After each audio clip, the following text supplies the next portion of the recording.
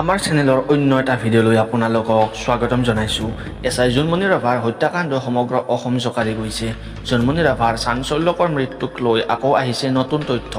কলিয়াবৰ মহকুমা চিকিৎসালয়ত নাই জোনমণি ৰাভাৰ কোনো তথ্য। 16 মে'ৰ নিশা কলিয়াবৰ মহকুমা চিকিৎসালয়লৈ নিয়া হৈছিল জোনমণিক, কিন্তু চিকিৎসালয়ত ভৰ্তি কৰোৱাৰ কোনো তথ্য নাই জোনমণি ৰাভাৰ।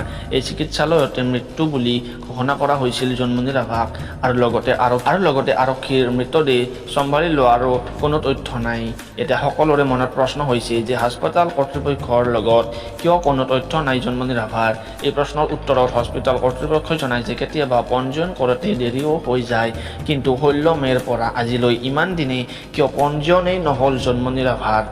জোনমণি ৰাভাৰ হত্যাকাণ্ডটো আচলতে আৰক্ষীয়ে কিয় ঢাকি ৰাখিব বিচাৰিছে, কাৰণ CIDৰ নিচিনা এটা ডিপাৰ্টমেণ্টেও আজিলৈ জোনমণি ৰাভাৰ হত্যা হৈছে নে তেওঁৰ দুৰ্ঘটনা হৈছে সেই কথাটো আজিলৈ মুকলিকৈ ক'ব পৰা নাই। জোনমণি ৰাভাৰ মৃত্যুৰ ঘটনাটোক লৈ ভেকু ভাওনাহে চলিছে নেকি? বৰ্তমান অসম চৰকাৰে জোনমণিৰ ঘটনাটোক CBIৰ হাতত অৰ্পণ কৰা বুলিও কৈছে, কিন্তু CBIয়ে এই দায়িত্ব গ্ৰহণ কৰিছে নে নাই সেই তথ্য অসমৰ চৰকাৰে জনোৱা নাই। কাৰণ বহু ক্ষেত্ৰত দেখা পোৱা যায় যে চৰকাৰৰ ওপৰত যেতিয়া বহু হেঁচা আহে তেতিয়া তেওঁলোকে ঘটনাটো CBIক দিয়া বুলি জনায়, আৰু তাৰ পিছতে লাহে লাহে ঘটনাটো তল পৰিবলৈ লয়। জোনমণিৰ ক্ষেত্ৰতো এনেকুৱাই হৈছে নেকি?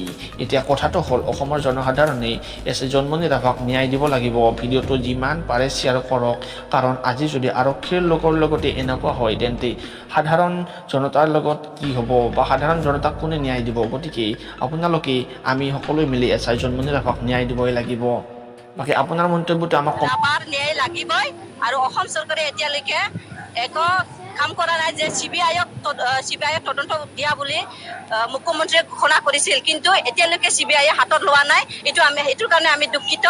যিমান দিনলৈকে জোনমণিৰ ন্যায় নাপায় সিমান দিনলৈকে আমি প্ৰতিবাদ কৰিয়ে থাকিম, আৰু এই প্ৰতিবাদ তীব্ৰতৰ হ'ব।